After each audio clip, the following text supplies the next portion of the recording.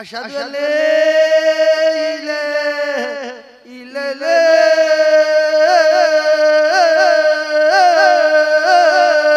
এই হয় না এই আযান শুনলে অন্য কওমের মানুষটা কি ভাববে যে মুসলমানদের আযান নেই না, কোরআন জানে না, আল্লাহ জানে না, দোয়া কুনুত জানে না, আতাকুল সূরা জানে না, সূরা ফাতিহা জানে না, মুয়াজ্জিন শেষে নামাজ পড়তে পারে না, আযান দিচ্ছে আসসালাতু খায়রুন। আমার মামা ওর বাপের নাম হ্যাঁ এই আযান দিবি কেন উল্টো ভাষা প্রয়োগ করবে? আল্লে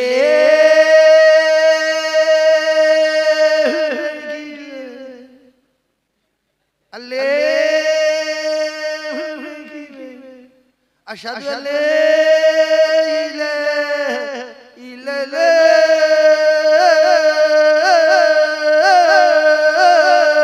এই হয় না এই আযান শুনলে অন্য কওমের মানুষটা কি ভাববে যে মুসলমানদের আযান নেই না,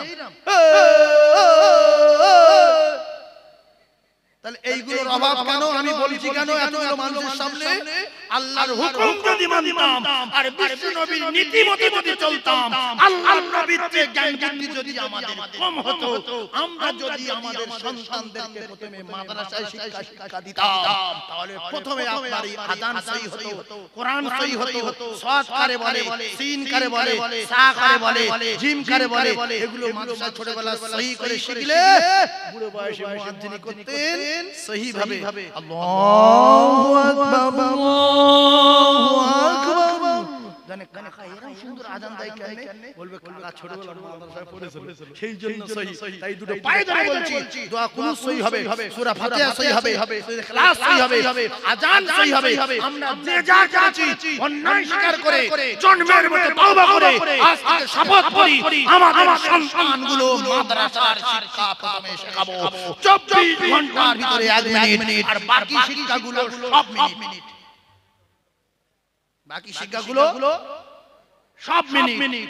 আর দ্বীনি শিক্ষা রাসূল বলে যে কম মিনিট, 1 মিনিট। খায়রুকুম মান তাআল্লামাল কুরআনা ওয়া আল্লামাহু। এই খায়রুকুম মান তাআল্লামাল কুরআনা ওয়া আল্লামাহু অন্তর্ভুক্ত হতে গেলে 24 ঘন্টার ভিতরে 1 মিনিট যদি পড়ে আদায় হয়ে যাবে। জোরে বলেন, আর জোরে বলেন, নারায়ে তাকবীর। এই আযান যখন শুনবে রাস্তার লোক তো দাঁড়িয়ে যাবে না, নামাজ পড়ার জন্য অন্তর টানবে না? আহ কি সুন্দর আল্লাহর নাম ভেসে আসছে, চলো যাই। আযান হচ্ছে কি রকম শুনলে পাগল। আল্লাহু আকবার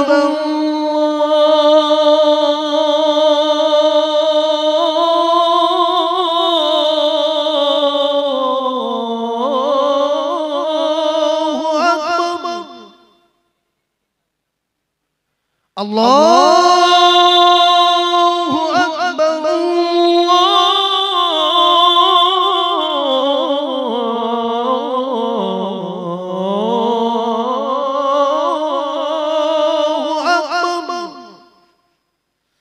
আশহাদু আল্লা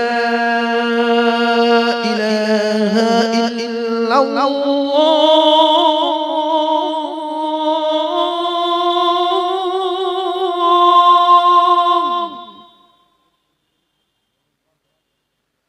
أشهد أن لا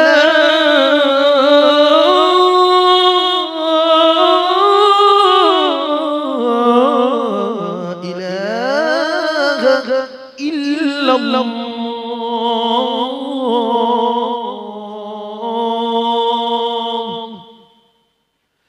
أشهد أن محمدا رسول الله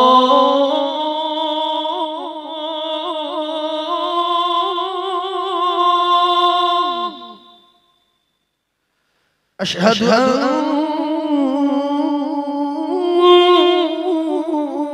محمدا رسول الله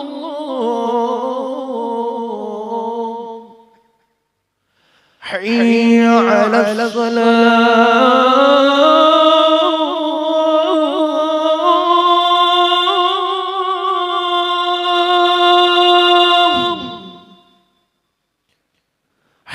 على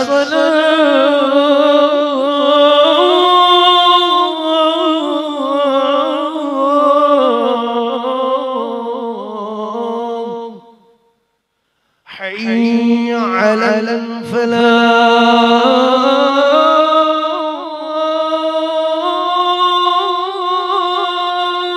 الفلاح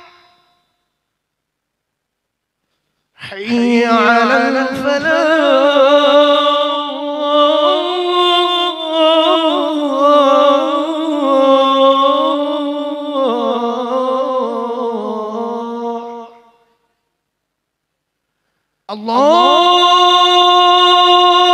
الله أكبر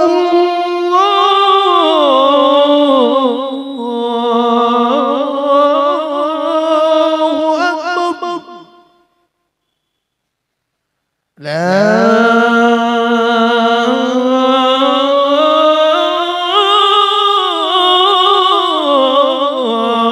لا إله إلا الله